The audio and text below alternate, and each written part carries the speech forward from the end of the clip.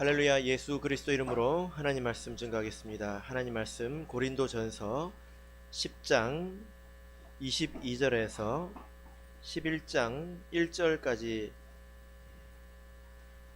말씀을 다 같이 찾겠습니다. 10장 23절부터입니다. 10장 23절부터 11장 1절까지 말씀을 저와 여러분이 한 절씩 교독하겠습니다. 23절 모든 것이 가하나 모든 것이 유익한 것이 아니요 모든 것이 가하나 모든 것이 덕을 세우는 것이 아니니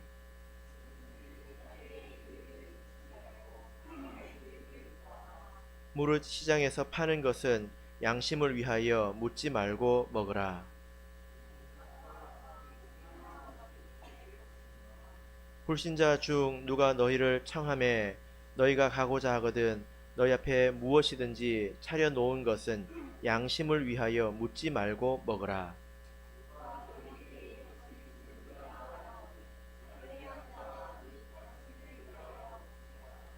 내가 말한 양심은 너희의 것이 아니요 남의 것이니 어찌하여 내 자유가 남의 양심으로 말미암아 판단을 받으리요.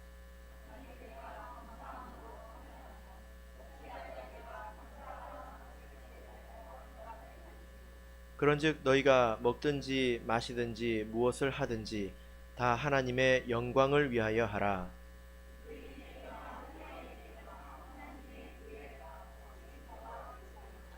나와 같이 모든 일에 모든 사람을 기쁘게 하여 나의 유익을 굳이 아니하고 많은 사람의 유익을 구하여 저희로 구원을 얻게 하라.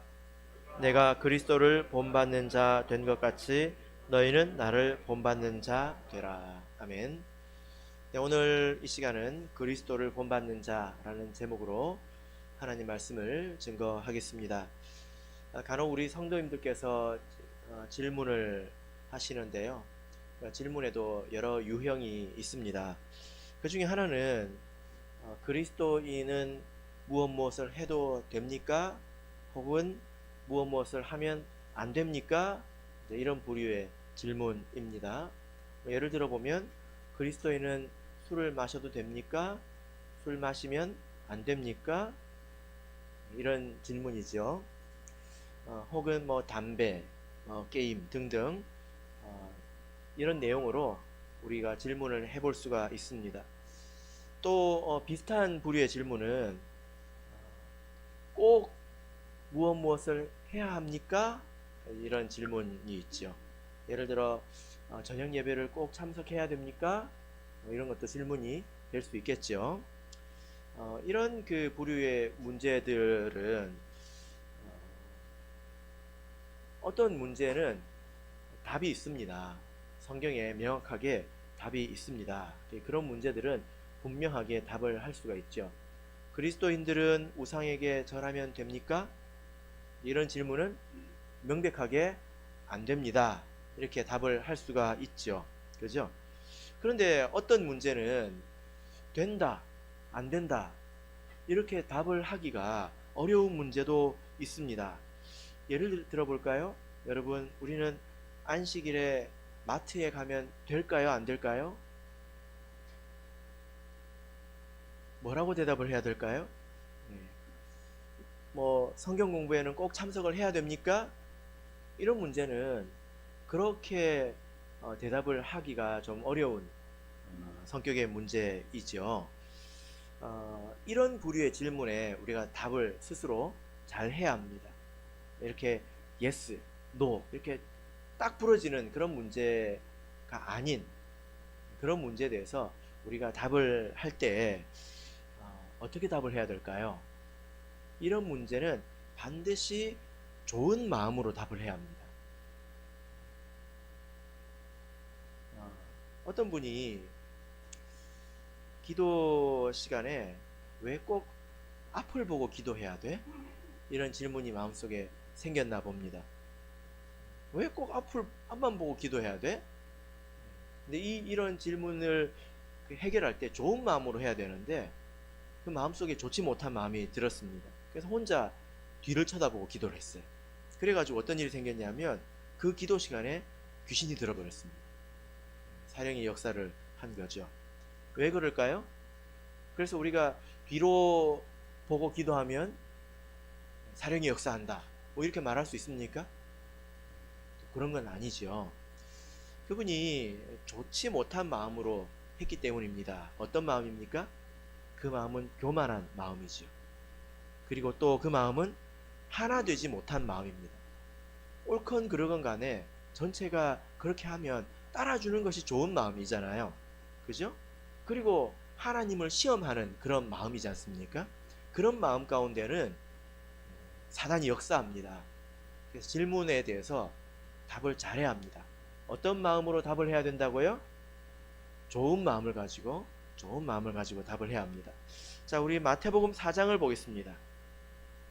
마태복음 4장 5절에서 7절을 보겠습니다.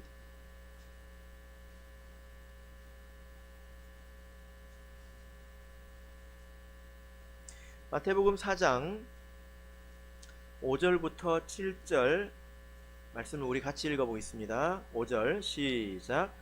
이에 마귀가 예수를 거룩한 성으로 데려다가 성전 꼭대기에 세우고 가로되 내가 만일 하나님의 아들이여든 뛰어내리라 기록하였으되 저가 너를 위하여 그 사자들을 명하시리니 저희가 손으로 너를 받들어 발이 돌에 부딪히지 않게 하리로다 하였느니라.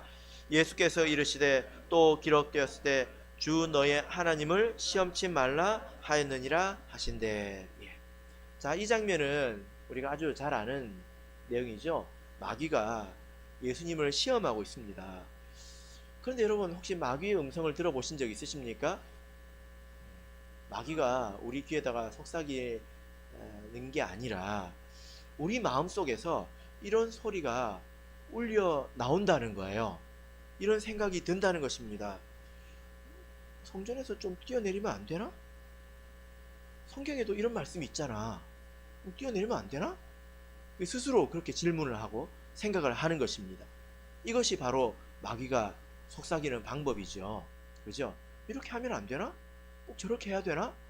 마귀는 그런 식으로 우리를 시험합니다. 근데 여기 보면 이제 마귀가 말씀을 인용하는데, 그럴 때 우리 마음속에도 이런 말씀이 떠오른단 말이에요. 그런데 이 말씀은 시편 91편을 인용한 것인데, 이 말씀은 부분적으로 또 말씀을 왜곡시켜서 인용한 것입니다. 제대로 인용한 게 아니라는 거예요. 그래서 시편 91편을 가서 다시 한번 봐야 되지 않겠습니까? 근데 우리 마음속에도 그렇다는 것입니다. 뭐 이렇게 하면 안 되나? 성경 말씀에도 이런 말씀이 있잖아. 그때 내가 좋은 마음으로 생각하고 있는지, 아니면 교만하고 하나님을 시험하고 하나 되지 못한 그런 마음으로 하고 있는 건지 자기 스스로 보고 말씀을 돌아가서 다시 봐야 합니다. 그 말씀이 진짜 그 뜻인지. 하나님 말씀은 이렇게 뛰어내리라고 돼 있지 않아요. 그죠? 예. 그리고 내가 이런 생각을 할 때 도대체 내가 이렇게 뛰어내려서 뭘 하겠다는 거지? 지금 마귀가 뛰어내리라고 했습니다. 뭐 하자고 뛰어내리라고 한 걸까요? 왜 뛰어내리라고 한 걸까요? 그 의도가 좀 있지 않겠습니까? 그런 의도가 무엇인지, 그것이 선하고 아름답고 좋은 것인지 생각을 해봐야 되는 것입니다. 이것이 바로 하나님을 시험하는 그런 마음이죠. 그래서 예수님께서 하나님을 시험치 말라라는 말씀으로 이 시험에서 승리하였습니다. 그래서 우리가 이런 여러 가지 부류의 의문이 들 때는 시험에 든 마음, 병들고 악한 마음으로 답하면 이렇게 믿음이 무너지는 그런 일도 생길 수가 있습니다. 우리는 바르고 좋은 마음으로 판단을 해야 되겠죠. 자, 그러면 우리는 이런 여러 가지 문제에 대해서 어떻게 좋은 마음을 가질 수 있을까요? 어떻게 좋은 마음을 가져야 될까요? 자, 본문 안에 답이 있습니다.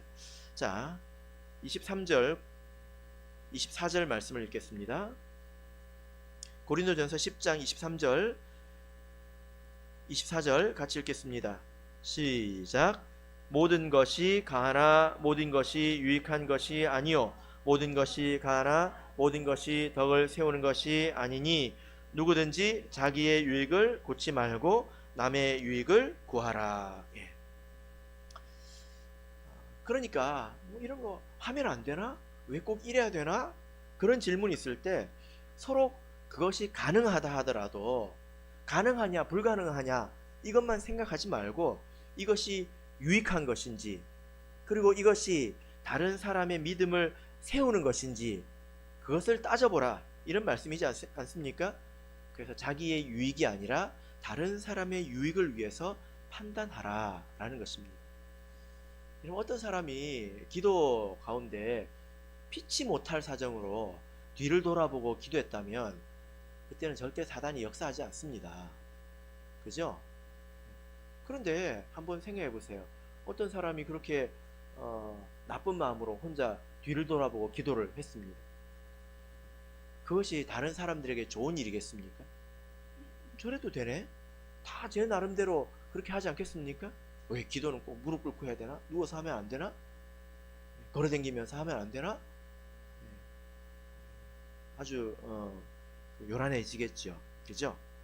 자, 여기서 모든 것이 가하나라는 이 말씀은 모든 것을 먹을 수 있다 이 뜻입니다. 이 말씀을 읽고 시험에 들지 마시길 바랍니다. 모든 것이 가하나? 그럼 살인해도 되고 간음해도 되고 거짓말해도 되고 그런 뜻이냐? 그렇지 않습니다. 지금 이 맥락 가운데서 모든 것이 가하다 이 말은 모든 것을 먹을 수 있다 이 뜻입니다. 그러니까 지금 제물로 바쳐진 음식을 먹어도 되는가 이 문제가 사실 8장에서부터 계속 지금 이어지고 있는 것이지요. 자, 여러분 제물로 바쳐진 음식을 먹는 문제에 대해서 여러분 답을 가지고 계십니까? 답이 무엇이죠? 믿음이 있고 지식이 있으면 먹어도 된다. 그러나 믿음이 없고 지식이 없으면 그것이 그 순간 우상의 제물이 되어서 그것은 먹을 수 없다라는 것입니다. 그런데 이렇게 나는 믿음이 있고 나는 지식이 있어서 먹을 수 있다 하더라도 그것이 다른 사람에게 유익한지 아니면 유익하지 않은지 이것을 판단하라는 거예요. 이것을 생각하라는 것입니다. 제물로 바쳐진 음식 먹으면 안 돼? 이게 아니라 그것을 먹는 것이 다른 사람에게 유익한가 아니면 무익한가 이것을 생각할 줄 알아야 된다는 것입니다. 우리가 봤죠? 우리 고린도전서 8장 10절을 보겠습니다. 고린도전서 8장 10절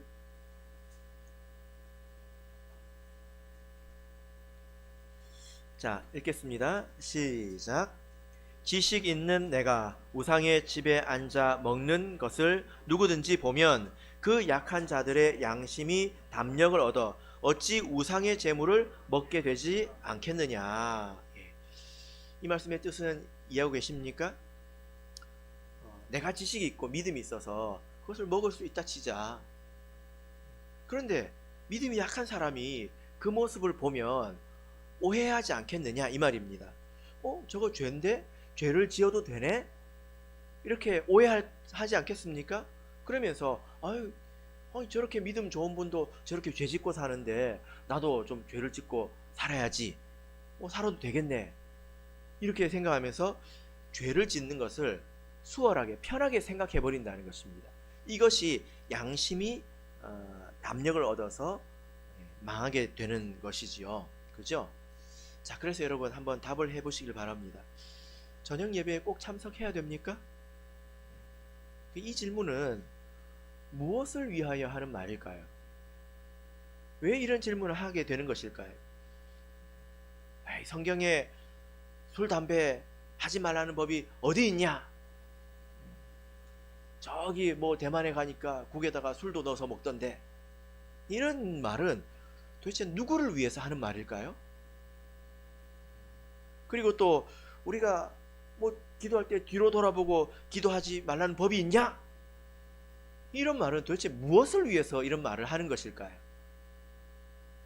우리의 생각의 수준이 되냐 안 되냐 이 수준에 머물러 있으면 우리는 의도하지 않게 다른 사람을 망하게도 할 수 있고 도리어 그것으로 내가 사단의 먹잇감이 될 수도 있다는 것입니다.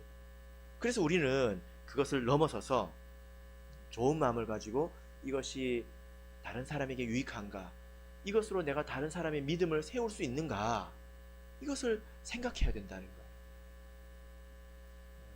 제가 여러 번 말씀을 드렸지만 누군가는 여러분들을 보고 배운다. 누군가는 나의 뒷모습을 보고 있다. 내가 영향을 미치고 있다. 이것을 반드시 생각해야 된다라는 것입니다. 자, 이제 그 아래의 본문에서는 조금 더 구체적인 지침을 주고 있는데요. 지금 우리의 상황과 조금 동떨어질 수 있지만 그래도 한번 배워보도록 하겠습니다. 자, 본문으로 돌아가서 25절, 26절 읽겠습니다. 25절, 26절 읽겠습니다. 시작. 무릇 시장에서 파는 것은 양심을 위하여 묻지 말고 먹으라. 이는 땅과 거기 충만한 것이 주의 것임이니라. 예. 자, 여기서 이제 일반적인 원칙을 말합니다. 시장에 가서 예를 들어 고기를 살 때 이 음식이, 이 고기가 우상의 제물인지 아닌지 묻지 말고 그냥 사서 먹으라는 거예요. 무엇을 위해서? 양심을 위해서.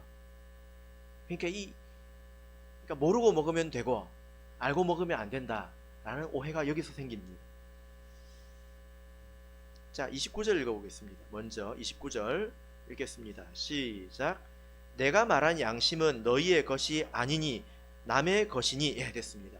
지금 여기서 양심을 위하여 라고 할 때 이 양심은 누구의 양심입니까? 내 양심이 아니에요. 다른 사람의 양심입니다. 이걸 오해해가지고 모르고 먹으면 괜찮고 알고 먹으면 안 된다, 이렇게 생각을 하시기도 하는데 그렇지 않습니다. 알고 먹어도 믿음과 지식이 있으면 먹을 수 있습니다. 왜냐하면 여기서 보면 8장에서도 우상의 집에 앉아서 먹고 있지 않습니까? 근데 그것 자체가 문제는 아니라는 거예요. 그걸 보고 배우는 것이 문제죠. 그죠? 우상의 집에서 나오는 음식이 뭐겠습니까? 제사 음식이지. 그러니까 내가 알고 아느냐 모르느냐 이게 중요한 게 아닙니다. 내가 만약에 물어보고 먹으면 저 사람은 알면서도 교회 다니는 사람이 먹네?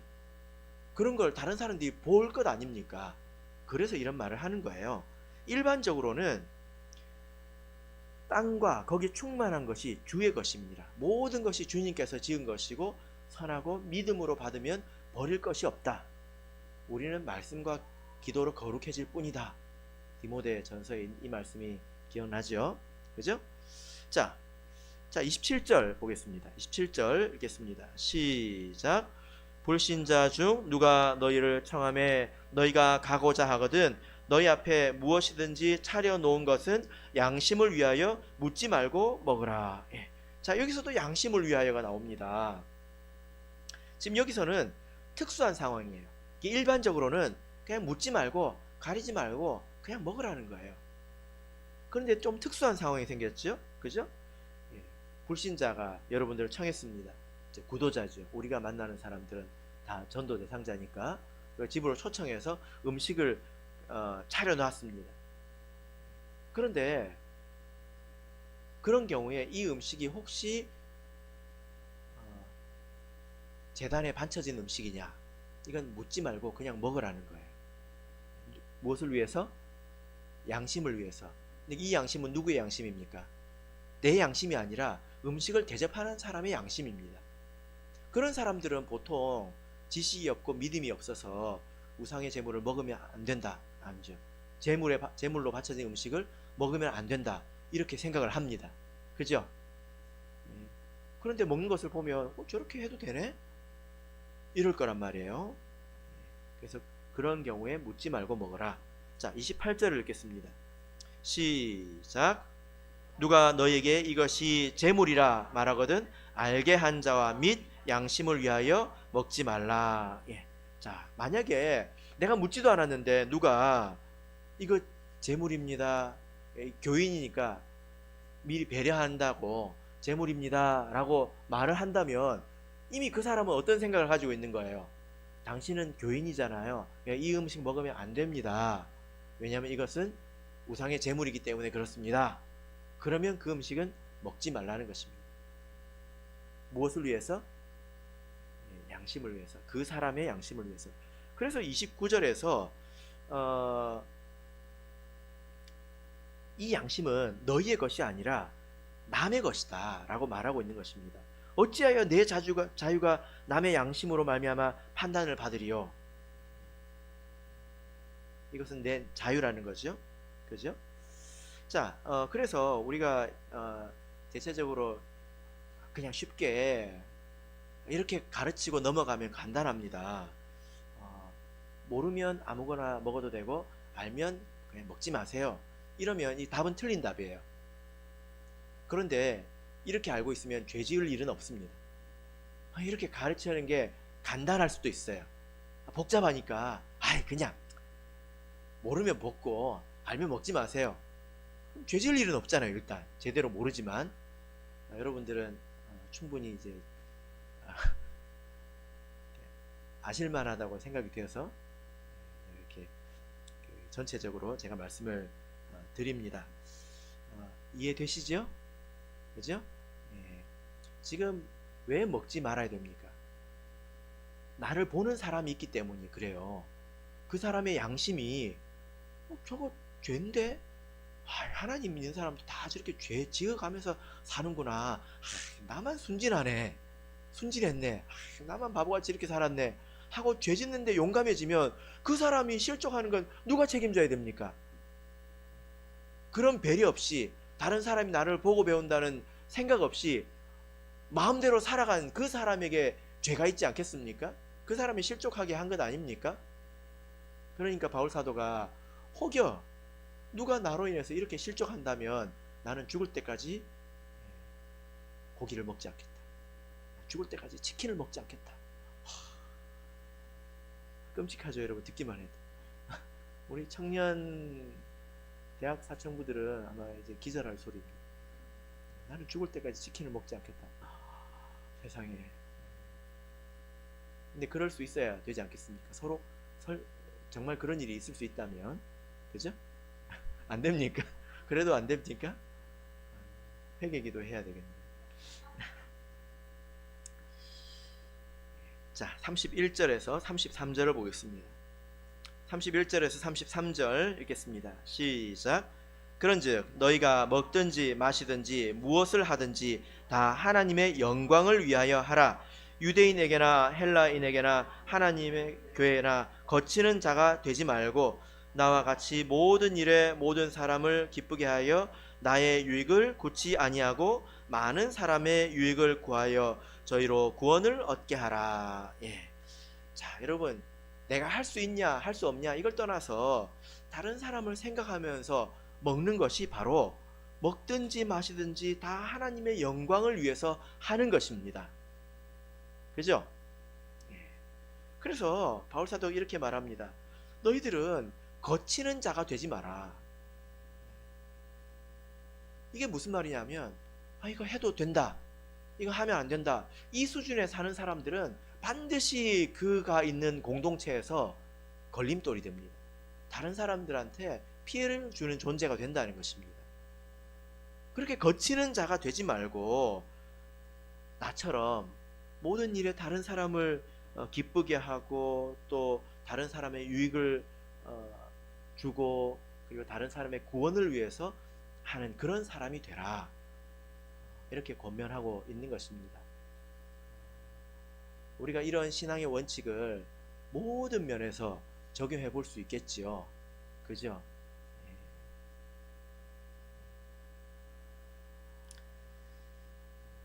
자, 이제 11장 1절 읽겠습니다. 11장 1절 읽겠습니다. 시작. 내가 그리스도를 본받는 자 된 것 같이 너희는 나를 본받는 자 되라. 성경에 이렇게 장절이 나뉘어져 있는데 이 장절은 원래 성경에 포함된 것은 아닙니다.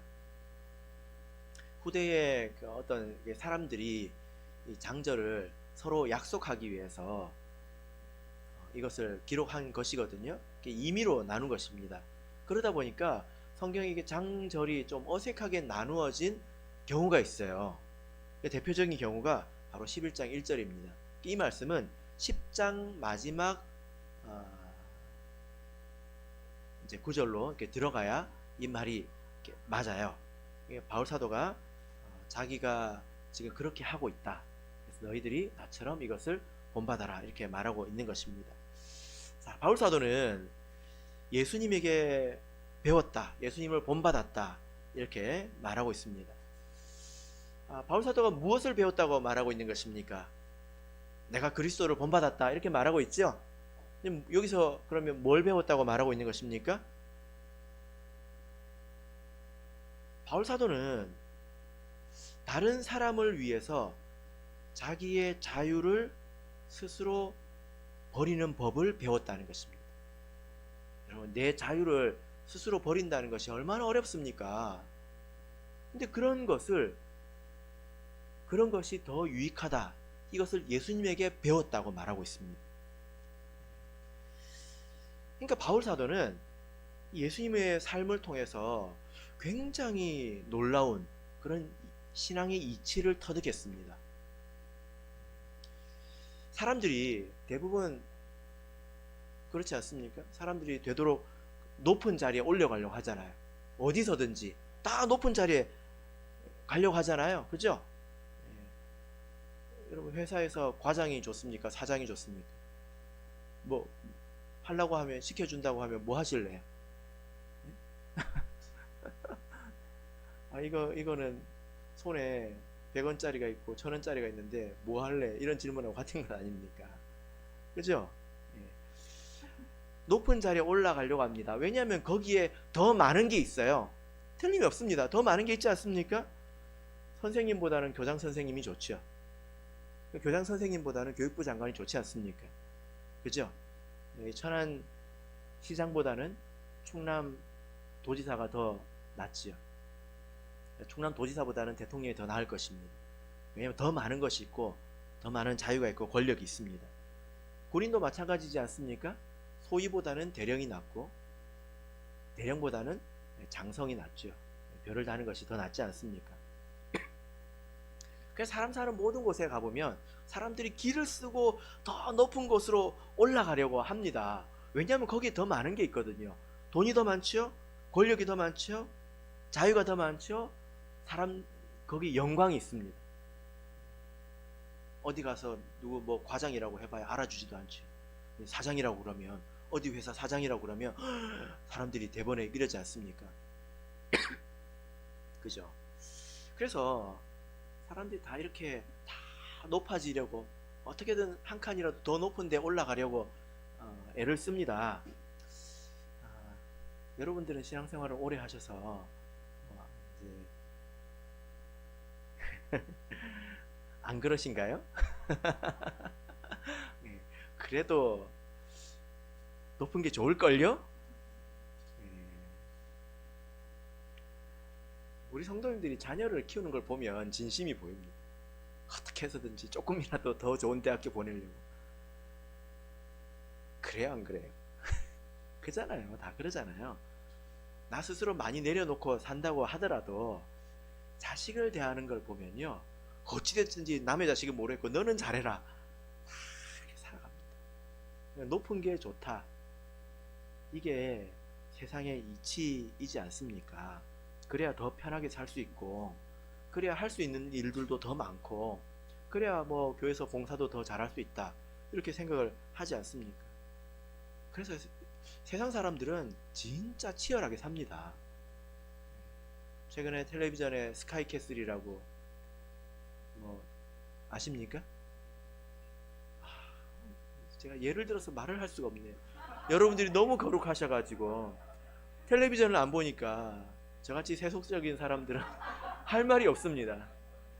저도 본 적은 없는데요, 뉴스로만 봤어요. 그 세상 사람들이 어떻게 그 이른바 스펙이라고 하는 그 학벌을 쌓기 위해서 어떻게 하는가, 그걸 보면 완전히 다른 나라 같은데, 천주교회 어떤 형제님 있거든요.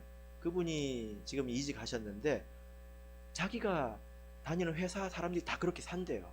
자기 위에 직장 상사가 정말 그렇게 산대요. 진짜 사람들이 치열하게 살아갑니다. 그런데 예수님은 완전히 반대로 살아가셨거든요.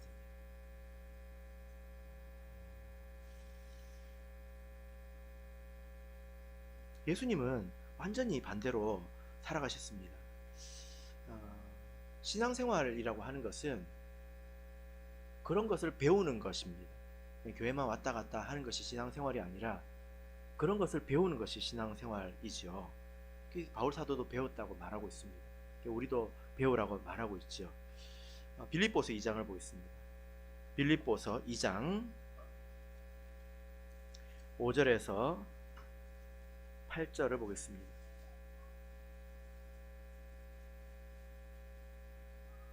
빌립보서 2장 5절에서 8절 읽겠습니다. 시작. 너희 안에 이 마음을 품으라. 곧 그리스도 예수의 마음이니 그는 근본 하나님의 본체시나 하나님과 동등됨을 취할 것으로 여기지 아니하시고 오히려 자기를 비워 종의 형체를 가져 사람들과 같이 되었고 사람의 모양으로 나타나셨음에 자기를 낮추시고 죽기까지 복종하셨으니 곧 십자가에서 죽으심이라. 자, 여기서 바울 사도가 깨달은 예수님의 그 삶을 말하고 있는데, 예수님의 삶은 한마디로 자기를 비운 것입니다. 오히려 자기를 비워, 이렇게 말씀하고 있죠. 예수님은 자기의 삶을 비웠습니다. 자기 자신을 비웠습니다. 예수님은 하나님의 본체이시지만 자기를 비워서 이 낮고 천한 이 세상에 오셨죠. 이 땅에 오셨습니다. 자기를 비운 것입니다. 그리고 사람들에게 굉장히 인정받았을 때, 그때 예수님께서 십자가에 달리셨습니다. 사람들이 몰라줄 때 십자가에 달린 게 아니라, 여러분, 예수님께서 어떻게 예루살렘 성에 들어갔는지 기억나십니까?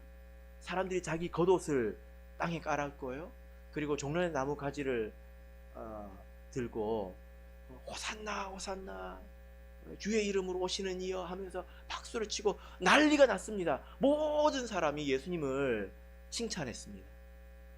그래서 그 땅에서 권력이 있다고 하는 바리새인과 제사장들도 예수님을 감히 손대지 못했습니다.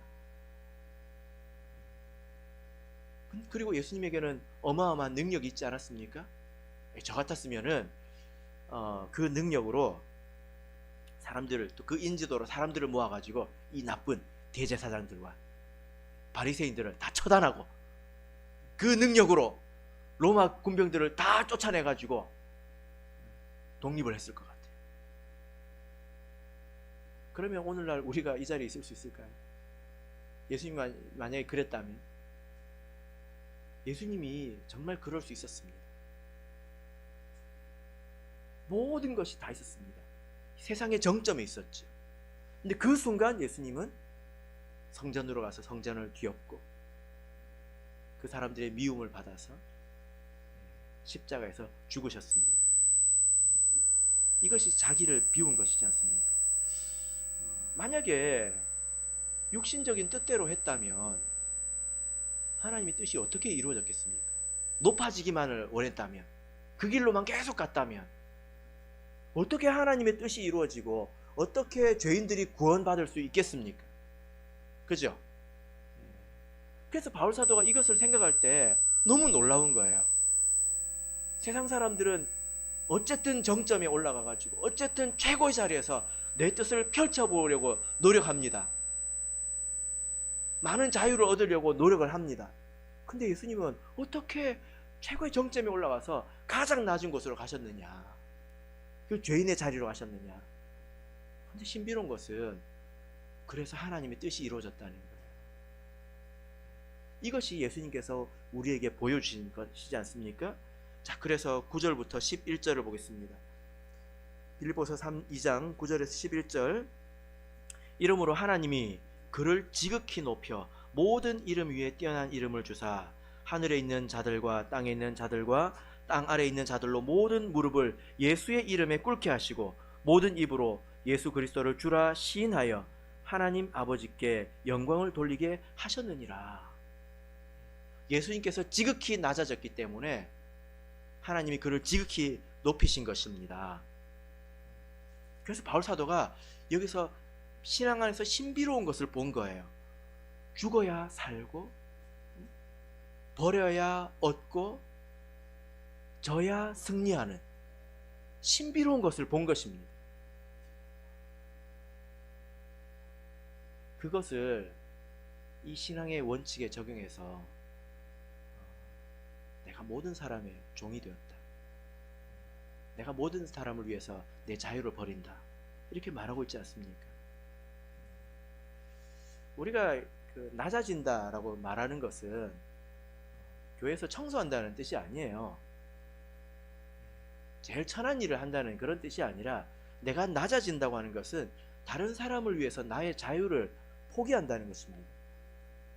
다른 성도를 위해서, 믿음을 위해서, 하나님 뜻을 위해서 내가 할 수 있는, 내가 마땅히 누릴 수 있는 그런 것들을 포기한다는 거예요. 그래서 바울 사도는 생계비를 받을 권리도 포기했다고 말하지 않습니까? 그것이 나의 상이 된다, 이렇게 말했잖아요.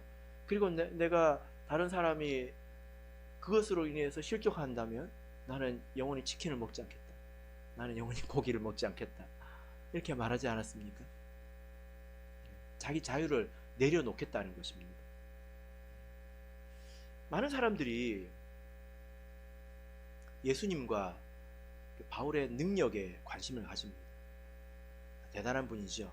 만약에 여러분에게 병이 있다거나 혹은 악령에 시달린다거나 그런 문제가 있으면, 예수님 같은 분이 내 옆에 있으면 얼마나 좋을까, 바울 사도 같은 분이 내 옆에 있으면 얼마나 좋을까, 얼마나 힘이 되고 좋을까, 나에게 그런 능력이 있다면 얼마나 좋을까, 이런 생각이 들 겁니다. 그러나 정작 예수님께서는 어떻게 자기를 비웠는지, 바울 사도는 어떻게 자신을 비웠는지, 이 점에 대해서는 별로 관심이 없어요. 그거는 예수님이니까, 바울 사도니까, 목자님이니까 그래야지, 이렇게 생각을 한단 말입니다. 신앙생활은 배우는 것입니다. 배워서 실천하는 것입니다. 그냥 교회에 댕기는 것, 그냥 왔다 갔다 길만 익숙해지고 그런 것이 아니라 와서 듣고 보고 배우는 것입니다. 그래서 성경을 보면 아주 많은 곳에서 본받으라, 배워라, 이 말씀을 아주 많이 하고 있습니다. 여러분 성경을 찾아보십시오. 한 번은 예수님이 굉장히 답답할 때가 있었죠. 제자들이 나와서 어떤 제자들이 와가지고, 예수님이 영광을 얻으실 때 저희 둘 중에 하나는 우편에, 하나는 좌편에 앉게 해주세요, 이렇게 요청을 했습니다. 높아지고 싶다는 거잖아요. 예수님보다 더 높아질 수는 없으니까 바로 그 밑에, 그까지는 가겠다는 거예요. 그렇게 요청을 했습니다. 근데 예수님께서 이렇게 말씀하셨어요. 마태복음 20장 27절을 보면, 너희 중에 누구든지 으뜸이 되고자 하는 자는 너희의 종이 되어야 하리라. 종이 무엇입니까? 자기 자유를 박탈당한 사람이잖아요. 다른 사람들에게 매인 사람, 다른 사람들을 위해서 움직이는 사람, 이 사람이 높은 사람이라는 거예요. 그리고 나서 예수님께서 맹인의 눈을 고쳐주십니다. 바디메오죠. 무엇을 하여 주기를 원하느냐? 바디메오가 뭐라고 대답했습니까? 주여, 보기를 원하나이다. 내 믿음대로 되라. 사실 이 이적은 제자들을 위해서 한 것입니다. 제자들이 영적인 눈이 가려 있으니까 무엇이 참으로 높아지는 것이고, 무엇이 하나님의 뜻을 이루고, 무엇이 참으로 유익한지 모르니까 그냥 육신적으로 높은데 여기만 계속 가고 싶은 거예요. 제발 좀 눈 좀 떠라. 이 소경도 눈을 띄워달라고 하는데 너희들은 이 말도 못하냐. 답답해서 이 이적을 행하신 것입니다. 우리는 눈을 떴습니까? 내가 나 자신을 비울 때 하나님의 뜻이 이루어지더라. 내가 나 자신을 내려놓고 자유를 버릴 때 더 큰 유익이 있더라. 하나님께서 기뻐하시더라. 여기 눈이 떠졌습니까? 예. 신앙생활은 이런 것을 본받는 것입니다. 이것을 배우는 거죠. 본받는다라는 말은 흉내낸다는 뜻입니다. 흉내. 뭐라고요? 흉내낸다는 거예요. 흉내는 원래 어설프게 시작을 하는 거지 않습니까? 갈수록 비슷해지는 거죠. 나중에는 그 내면까지도 본받게 됩니다. 여러분, 그러려면 좀 본받을 사람이 있어야 되지 않겠습니까? 최근에 우리 그 대방교회 김신자 모친 간증을 우리 성도님들이 많이 들으실 겁니다. 제가 광고를 많이 하고 다니거든요. 근데 광고를 하기 전에 이미 많은 성도님들이 알고 계시더라고요. 근데 그런 간증이 귀한 이유가 뭐냐면 우리가 맨날 성경책 속에서만 본단 말이에요. 진짜 그렇다는 것을. 그런데 그런 분들의 삶을 통해서 어떻게 기도해야 되고, 어떻게 하나님을 사랑하고, 어떻게 구원을 귀하게 여기고, 어떻게 이웃을 구제하고, 어떻게 회개하고, 이런 것들을 보고 배운다는 거예요. 그래서 그런 간증들이 귀한 것입니다. 정말 그렇구나. 나도 저렇게 살아야지. 나도 저렇게 살아야지. 이런 마음이 그런 간증을 통해서 생기게 되는 것입니다. 우리 천안교회 우리 젊은 청년 학생들도 보고 배울 사람이 많이 필요하지 않겠습니까? 우리 천안교회 청년 학생들은 참 찬양을 기쁘게 잘합니다. 왜 그럴까요? 왜 그럴까요?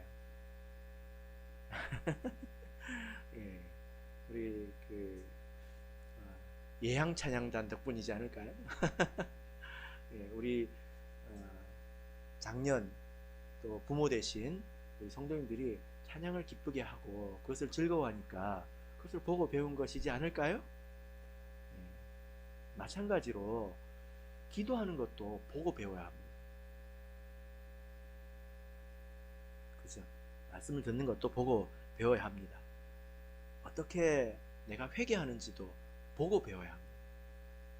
그러려면 본이 되는 사람이 있어야 된다라는 거죠. 먼저 된 자들이 신앙생활에 익숙해져서 정체되어 있으면 그것은 마치 유리천장과 같아서 다른 성도들의 신앙이 절대로 거기로 올라갈 수가 없습니다. 그런 것 같아요. 제가 우리 집사님들한테 그런 말씀을 드리거든요. 집사님은 우리 교회 천장이다. 천장이다. 이렇게 말씀을 드립니다. 유리천장이 뭔지 아십니까? 유리천장? 유리천장이 보면 하늘이 보이잖아요. 근데 하늘로 올라갈 수 있습니까? 보이긴 하는데 올라가지 못한다는 거예요. 막고 있다는 뜻이잖아요. 먼저 된 자들이 신앙이 성숙해야 그 안에 있는 사람들이 신앙이 더 성숙한 법입니다. 간혹 예외가 있지만 그런 경우는 잘 없어요. 집사님들 또 성직자 임원들의 신앙이 훌륭한 교회의 성도들 신앙도 훌륭한 법입니다. 이건 대체적으로 맞는 말인 것 같습니다. 왜냐하면 보고 배우기 때문이죠. 그래서 우리 스스로 좀 책임감을 가지게 되지 않습니까?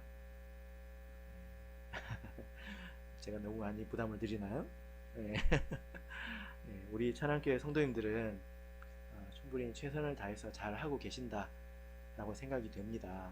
그러나 여기서 우리가 멈출 것이 아니라 우리는 예수님까지 본받아야 되지 않겠습니까? 말씀의 결론 맺겠습니다. 우리 신앙 생활은 많은 것을 판단하는 그런 과정입니다. 근데 그때 어떤 마음으로 판단해야 된다고요? 좋은 마음을 가지고 우리가 항상 생각해야 합니다. 근데 그 좋은 마음의 핵심은 예수 그리스도 안에 있습니다. 나라옵기는 우리 모든 성도님들께서 그리스도를 본받은 자 되어서 항상 좋은 마음으로 최고의 선택을 하시기를 예수 그리스도 이름으로 축복합니다.